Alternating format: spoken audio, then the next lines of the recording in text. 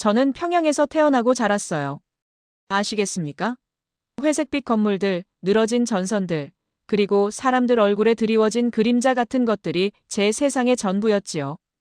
어릴 적부터 우리는 교육받았어요. 남조선은 미제와 괴뢰 도당의 지배 아래 고통받는 지옥이라고요. 매일 아침 저녁으로 듣는 그 선전은 너무나 당연해서 숨 쉬는 것처럼 자연스러운 진실이라고 믿었더군요. 그런데 어느 날이었어요. 제가 장마당에서 강냉이 빵 몇 개를 사려고 줄을 서 있었는데 귓가에 스치는 속삭임이 있었어요. 처음에는 바람소리인가 했지요. 하지만 점점 또렷해지더군요. 남조선은 지옥이 아니라 풍요로운 낙원이라우. 잊혀졌던 혹은 들은 적 없는 단어들이 제 뇌리를 강타했어요. 낙원이라니요. 그 순간 제 심장이 쿵 하고 떨어지는 것 같았어요. 제가 알던 모든 세상이 흔들리는 기분이었어요. 그 소문은 마치 제 안에 심어진 작은 씨앗 같았지요. 처음엔 믿을 수 없었어요. 거짓말이라고 잘못 들었을 거라고 스스로를 다독였지요. 하지만 한번 들은 소리는 사라지지 않더군요.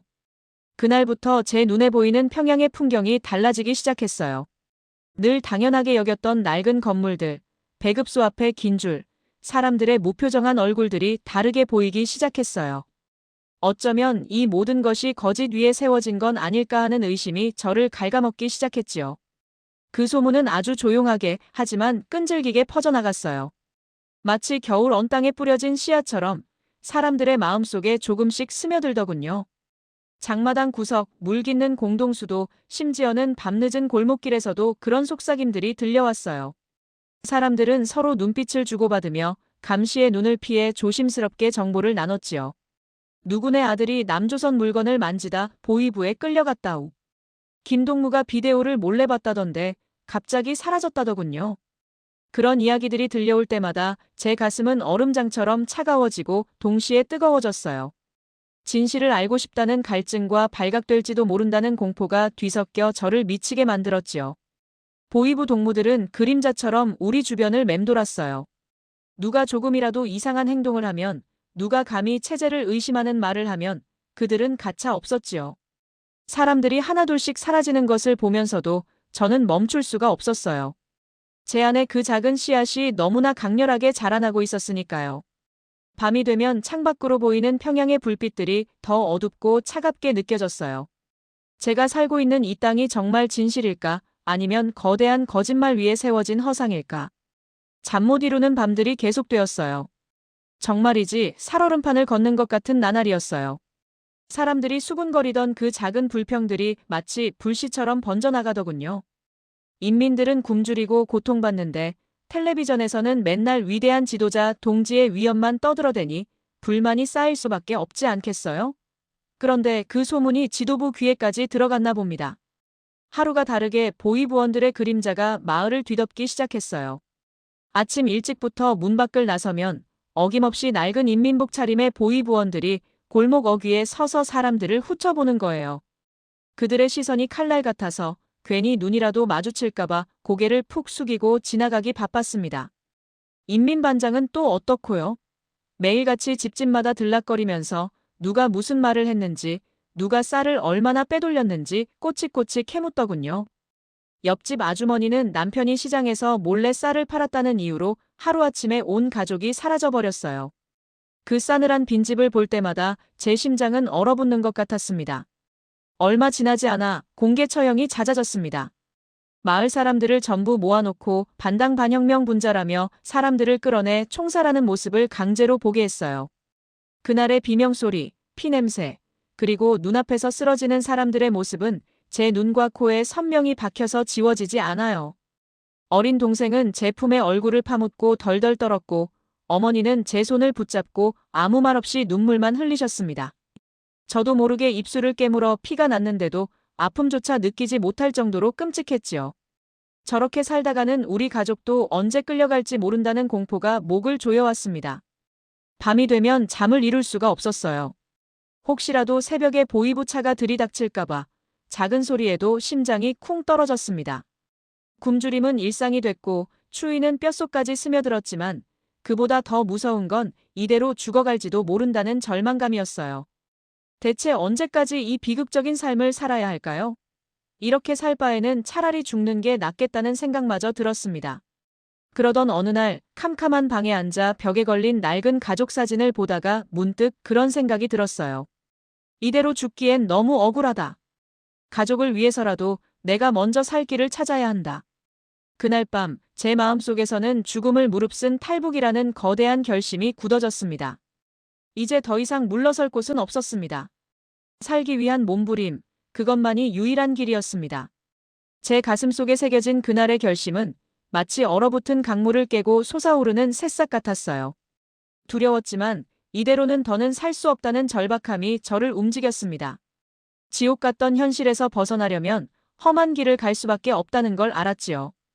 그래서 저는 소문으로만 듣던 탈북 브로커 박철민이라는 사람을 찾아 나섰습니다. 그를 만나는 일부터가 목숨을 거는 일이었어요. 보위부의 눈을 피해 접경 지역의 한 허름한 장마당 구석에서 그를 만났습니다. 낡은 작업복 차림에 얼굴은 햇볕에 그을려 거칠었고 눈빛은 마치 동물을 사냥하는 맹수처럼 번뜩였어요. 첫인상부터 미덥지 못했지요. 그 사람이 박철민 동무라고 자신을 소개하더군요. 그래서 강을 넘겠다는 겁니까? 쉬운 일이 아니요, 아시겠습니까? 그의 목소리는 낮고 냉정했습니다. 마치 제가 흥정하는 물건이라도 되는 양 저를 위아래로 훑어보는 시선에 온몸이 얼어붙는 것 같았어요.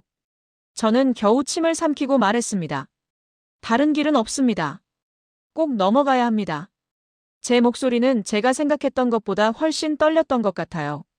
그는 피식 웃음을 흘리더니 담배 한 대를 꺼내 물었습니다. 목숨값은 비싼 법이요. 입살 10가마니에 중국 돈 5천 위안. 현물로 받겠소. 입살 10가마니라니요. 저에게는 상상도 할 수 없는 돈이었어요. 하지만 그는 제 망설임을 아는지 모르는지 한치의 양보도 없이 말했습니다. 안 되면 말고. 나야 갈 사람 줄 섰으니. 저는 그 순간 제 목숨이 그 사람의 소나귀에 달려있다는 걸 깨달았습니다. 그에게 저는 한낱 돈벌이 수단일 뿐이었어요. 하지만 동시에 그가 아니면 저는 아무것도 할 수 없다는 절망적인 현실도 마주해야 했습니다. 이를 악물고 그가 제시한 조건을 받아들였어요. 그때부터 제 삶은 온통 비밀과 긴장의 연속이었습니다. 박철민은 저에게 탈북 준비에 필요한 몇 가지 지시를 내렸어요. 절대 누구에게도 말하지 마시오. 특히 가족에게도. 보위부 놈들은 벽에도 귀가 달렸다오. 작은 실수 하나가 당신 목숨을 가져갈 수 있다는 걸 명심하시오. 그의 경고는 제 심장을 옥죄는 듯 했습니다. 매일 밤 잠자리에 들 때마다 낮에 제가 했던 행동들을 되새겼습니다. 혹시 누가 저를 수상하게 보지는 않았을까? 제가 너무 많은 이야기를 하지는 않았을까? 평소에는 대수롭지 않게 여겼던 이웃들의 시선이나 보위부원들의 순찰이 마치 저를 노리는 칼날처럼 느껴졌습니다. 쌀 한 토를 모으는 것조차도 눈치를 봐야 하는 상황이었어요. 장마당에서 물건을 팔아 돈을 마련할 때도 혹시 누군가 제 뒤를 밟지는 않을까 하는 불안감에 등골이 서늘해지곤 했습니다. 박철민과의 다음 접선까지 남은 시간은 한 달. 그 한 달이 마치 1년처럼 길고 험난하게 느껴졌습니다. 이 모든 것이 물거품이 될 수도 있다는 생각에 가슴이 철렁 내려앉았어요. 한 발짝 한 발짝 내딛는 걸음마다 제가 딛고 서 있는 땅이 언제 무너질지 모르는 살얼음판 같았습니다. 그렇게 저는 제 목숨을 담보로 한 위험한 거래를 시작했습니다. 어찌나 춥던지요. 함경북도 접경지대. 그날의 칼바람은 지금 생각해도 몸서리가 쳐져요. 살을 애는 듯한 추위가 온몸을 휘감는데 뼛속까지 시려온다는 말이 딱 그럴 때 쓰는 말인가 봐요. 눈밭을 걷는 발걸음마다 뽀드득 소리가 나는데 그 소리마저도 보위부 귀에는 총성처럼 들릴까봐 얼마나 조심했는지 몰라요. 숨소리 하나도 크게 내지 못했지요. 두만강은 꽁꽁 얼어붙어 있었어요. 밤하늘엔 별빛조차 흐릿했고 강 건너 희미한 불빛만이 저의 자유가 저쪽에 있음을 알려주는 것 같았어요. 제 심장은 쿵쾅거렸어요. 얼음판 위를 기어가는 듯 온몸을 납작 엎드리고 조심스럽게 한 발 한 발 내딛었지요. 혹시라도 얼음이 깨질까봐 아니면 저 멀리서 감시하던 보위부 초병의 눈에 띌까봐 온 신경을 곤두세웠습니다. 그때였어요. 저 멀리서 갑자기 빛이 번쩍하더군요. 초병의 손전등이었습니다. 제 심장이 멎는 줄 알았어요. 들켰다. 하는 순간 야, 거기 서지 못해. 하는 고함 소리가 어둠을 갈랐어요. 그리고는 탕, 탕, 총성이 연달아 터졌습니다. 귀가 먹먹해질 정도로 큰 소리였어요. 저는 미친 듯이 달렸어요. 살아야 한다는 생각뿐이었습니다. 뒤에서는 누군가 쫓아오는 발자국 소리가 들렸어요. 눈밭을 헤치고 얼음판 위를 미끄러지듯 내달렸습니다. 차가운 바람이 제 얼굴을 때리고 땀과 눈물이 뒤섞여 얼어붙는 것 같았어요.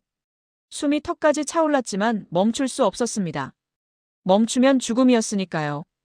강 한가운데쯤 다다랐을까요? 얼음이 얇아진 곳이었는지 갑자기 쩍 하고 갈라지는 소리가 나더군요. 제 발밑 얼음이 깨지면서 저는 그대로 차가운 강물 속으로 빠져들었습니다. 온몸에 전기가 오르는 듯한 충격과 함께 살을 애는 듯한 얼음장 같은 강물이 제 몸을 휘감았어요. 숨조차 쉴 수 없었지요. 저는 필사적으로 얼음 조각을 붙잡고 몸을 일으키려 애썼습니다. 얼음물 속에서도 뒤에서 들려오는 보위부원들의 고함 소리가 생생하게 들려왔어요. 이대로 얼어 죽을 수도 있겠구나 하는 생각과 함께 강 건너편의 희미한 불빛을 보며 자유라는 두 글자를 되뇌었습니다. 어머니, 아버지. 제가 여기서 멈추면 안 되는 이유였습니다. 제 두 손은 이미 감각을 잃어가는 것 같았지만 오직 살아야 한다는 일념으로 얼음판 위로 기어 올라가려고 발버둥 쳤습니다. 제발, 제발요. 여기서 끝낼 수는 없었어요. 중국 땅에 발을 디뎠을 때 말입니다. 처음엔 정말 숨통이 트이는 것 같았어요. 드디어 이 지긋지긋한 땅을 벗어났구나. 이제 살았구나 하는 안도감이 온몸을 휘감더군요. 두만강 얼음 위를 밤새도록 기어왔던 그 고통이 거짓말처럼 사라지는 기분이었어요. 하지만 그 기분은 그리 오래가지 못했습니다. 박철민이라는 그 브로커는 국경을 넘자마자 다른 사람이 된 것 같았습니다. 처음에는 저더러 아가씨, 이제 다 됐습니다. 걱정 마시라우요. 하며 살갑게 굴었거든요. 그런데 며칠 안 되어 눈빛부터가 달라지더군요. 저를 물건 보듯이 훑어보는 게 느껴졌습니다. 낯선 남자들이 찾아와 제 앞에서 수군거리고 저를 이리저리 보라고 손짓하는 걸 보면서 아, 내가 큰일에 처했구나 싶었습니다.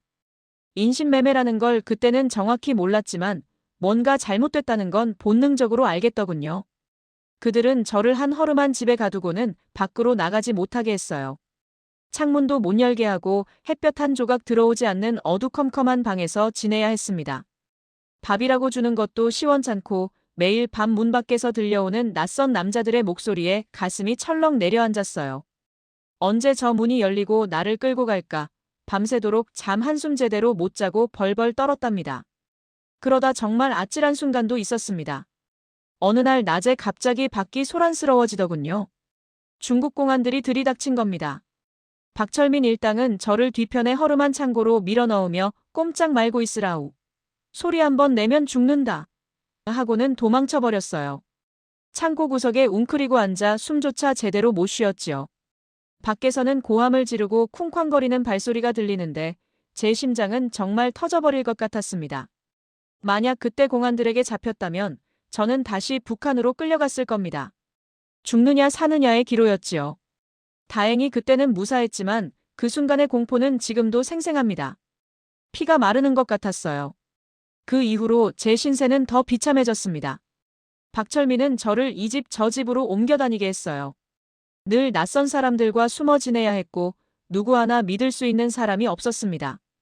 저를 감시하는 눈빛들, 쌀쌀맞은 말투, 어쩌다 마주치는 다른 탈북민들의 초점 없는 눈빛들을 보면서 정말 앞이 캄캄해지더군요. 내가 무엇을 위해 여기까지 왔나, 고향에 두고 온 어머니와 동생은 잘 지내고 있을까, 매일 밤 베개에 얼굴을 묻고 울었답니다. 자유를 찾아왔는데 이곳은 또 다른 감옥 같았습니다. 오히려 북한보다 더 잔인한 곳이라는 생각마저 들었습니다. 이곳에서 내가 어떻게 살아남을 수 있을까? 끝없는 절망감에 숨조차 쉬기 힘들었습니다. 하지만 저는 포기할 수 없었습니다. 여기서 쓰러지면 안 된다고 스스로에게 되뇌었습니다. 지난번 그 배신 이후로는 정말이지, 이제는 끝이구나 싶었어요. 그놈들의 소나귀에서 벗어나려 몸부림치다 보면 온몸에 멍이 들고 피가 터지는 건 예사였지 말입니다.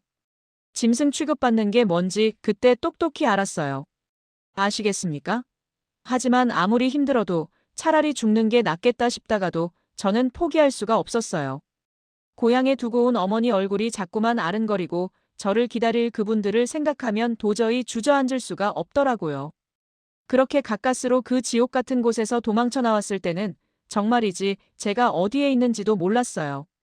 낯선 사람들, 낯선 말들, 모든 게 저를 옥죄는 것만 같았지요. 한 번은 공안에 붙잡혀 강제 송환될 뻔한 적도 있었어요. 그 순간 심장이 발끝까지 쿵 하고 떨어지는 기분이었어요. 철창 너머로 보이는 간수들의 싸늘한 눈빛, 다시 북으로 끌려가면 어떻게 될지 뻔히 아는데 그 공포는 말로 다 표현할 수 없어요. 다행히도 정말 운 좋게도 거기서 기적처럼 탈출할 수 있었지 말입니다. 어떻게 탈출했냐고요? 그건 정말이지 말 못할 사연이에요. 그렇게 혼자가 된 저는 이제 누구도 믿을 수 없었어요. 브로커들도 심지어 저를 도와주는 척했던 사람들도요. 하지만 이대로 주저앉을 수는 없었지요. 어디라도 좋으니 자유를 찾아 떠나야만 했어요. 그래서 저는 직접 새로운 길을 찾기 시작했어요. 국경 도시 뒷골목을 전전하며 귀동냥으로 들은 정보들을 모으고 아주 작은 신락 같은 희망이라도 붙잡으려 애썼지요. 그러다 정말 우연히 한 사람을 만났어요. 어딘가 모르게 수상쩍고 음침한 분위기를 풍기는 남자였는데 저에게 새로운 탈출 경로를 알려주더군요. 이번엔 바다를 건너 제3국을 경유하는 길이라고 했어요. 그 말을 듣는 순간 앞이 캄캄했어요. 바다라고요? 배를 타고. 육로도 이렇게나 위험한데 망망대해를 건너는 게 과연 가능할까요? 하지만 동시에 이제까지와는 다른 어쩌면 성공할 수도 있을지 모른다는 작은 기대감이 스멀스멀 피어올랐어요. 이 길마저 포기하면 정말이지 더 이상 갈 곳이 없었으니까요. 그 브로커는 저에게 아주 적은 돈을 요구했지만 그마저도 저에게는 너무나 큰 돈이었어요. 그래서 저는 다시 힘든 일을 찾아 나섰지요. 낯선 도시의 허름한 식당에서 접시를 닦고 밤에는 잠도 못 자고 옷가지들을 꿰매며 돈을 모았어요. 손가락이 퉁퉁 붓고 허리가 끊어질 듯 아팠지만 그래도 어머니를 만날 수 있다는 희망 하나로 버텼지 말입니다. 밤늦게 작은 방에 홀로 앉아 지도를 펼쳐놓고 제가 가야 할 길을 가만히 들여다보곤 했어요. 굽이굽이 이어지는 산길, 끝없이 펼쳐진 바다, 그 모든 길이 저에게는 두려움과 설렘이 뒤섞인 미지의 세계였지요. 언제 또다시 배신을 당할지, 언제 공안에 눈에 띌지 모르는 길이었지만 그래도 저는 가야만 했어요. 고향을 떠나온 그날부터 제 삶은 오직 자유를 향한 이 한 걸음 한 걸음으로 채워져 있었으니까요. 이제는 정말 마지막이라는 생각으로 저는 다시 신발끈을 고쳐 맸습니다. 중국에 도착했다고 해서 모든 게 끝나는 줄 알았지요. 아, 그때는 정말 아무것도 몰랐어요. 이제 겨우 시작이었던 겁니다. 보이부 놈들의 소나귀에서 벗어났다 싶으면 또 다른 어둠이 저희를 기다리고 있더군요. 압록강을 건너왔을 때의 그 기분이란 말로 다 못합니다.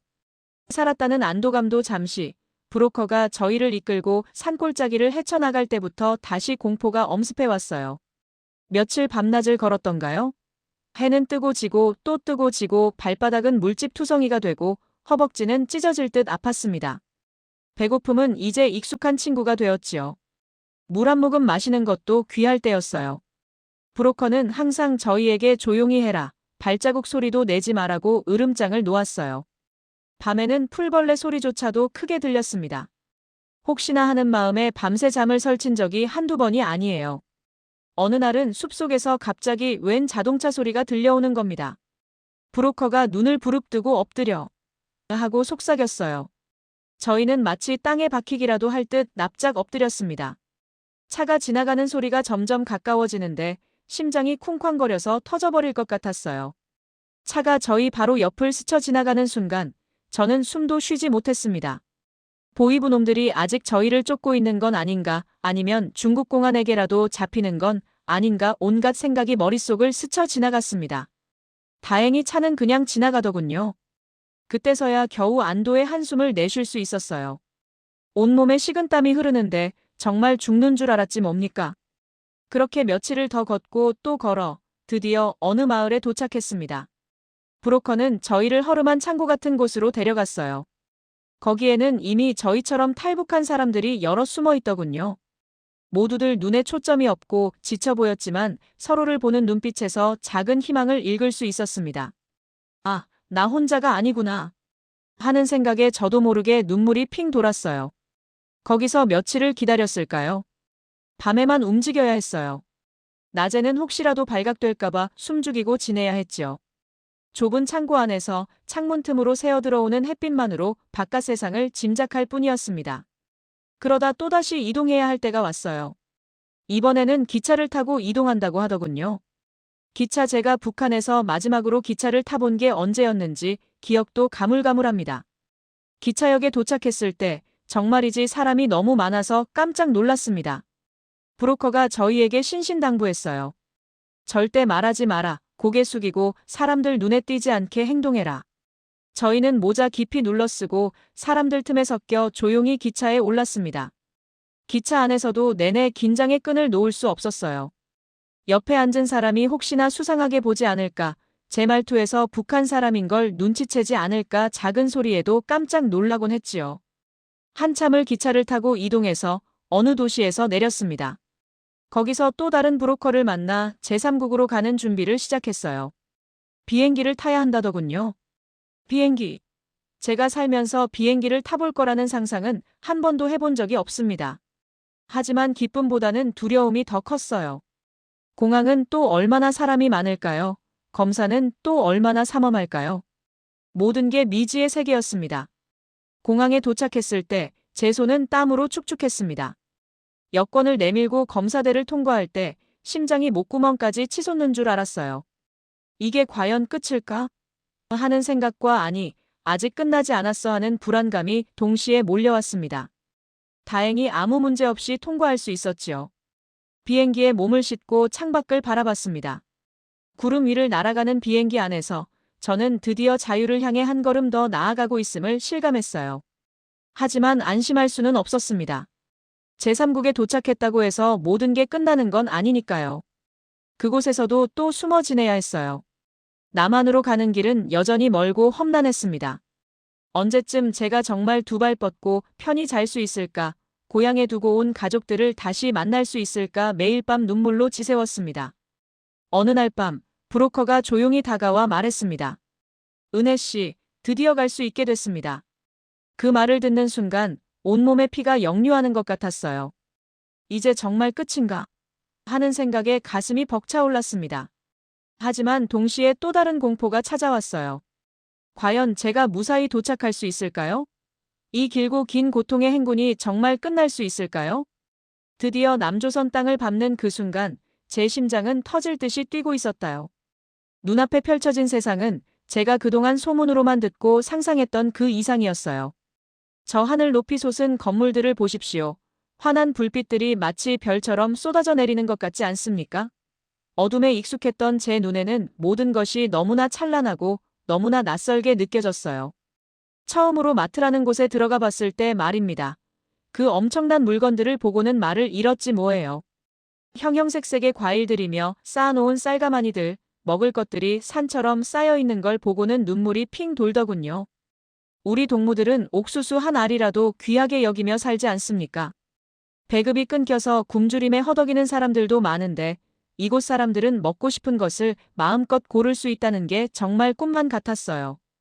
이게 정말 현실인가? 자꾸만 제 볼을 꼬집어 봤다니까요. 그동안 저는 자유라는 게 도대체 어떤 건지 그저 막연하게만 생각했었습니다. 그런데 이곳에 와보니 알겠어요. 원하는 대로 말하고 보고 싶은 것을 보고 가고 싶은 곳을 갈 수 있다는 것. 그게 바로 자유라는 것을요. 감시와 통제에서 벗어나 마음껏 숨 쉴 수 있다는 사실이 저를 얼마나 벅차게 만들었는지 모릅니다. 매 순간 제 발걸음이 얼마나 가벼웠는지 아시겠습니까? 하지만 이런 기쁨 속에서도 제 마음 한편에는 늘 무거운 돌덩이가 놓여 있었어요. 고향에 두고 온 우리 부모님, 그리고 정든 동무들이 자꾸만 눈앞에 아른거렸지요. 제가 이렇게 자유로운 공기를 마시며 풍요를 누리고 있는데 그분들은 여전히 억압과 굶주림 속에서 고통받고 계실 거란 생각에 가슴이 미어지는 것 같았어요. 제가 그분들을 떠나온 것이 과연 잘한 일일까? 때로는 죄책감마저 들었습니다. 밤마다 잠 못 들고 뒤척이며 그분들의 얼굴을 떠올리곤 했어요. 그렇게 며칠을 보내고 나니 제 마음에 새로운 다짐이 싹트기 시작했어요. 제가 이곳에 온 것은 단지 저 혼자만의 자유를 찾기 위함이 아니라는 것을 깨달았어요. 제가 직접 보고 느낀 이 진실을 아직 어둠 속에 갇혀있는 우리 동포들에게 알려야겠다는 사명감이 불타올랐습니다. 제가 겪었던 감시의 공포와 탈출의 긴박함, 그리고 마침내 얻어낸 자유의 소중함을 생생하게 증언해야 한다고요. 어쩌면 제가 겪은 이 모든 고난과 역경은 이 순간을 위한 준비였을지도 모른다는 생각이 들어요. 제 이야기가 억압받는 북녘 땅의 동포들에게 희망의 등불이 될 수 있다면, 그래서 그분들도 언젠가 저처럼 자유를 향해 발걸음을 내디딜 용기를 얻을 수 있다면 저는 그 어떤 어려움도 마다하지 않을 겁니다. 진실은 반드시 승리하고 자유를 향한 인간의 의지는 그 어떤 고난도 이겨낼 수 있다는 것을 제 삶으로 보여드리겠습니다.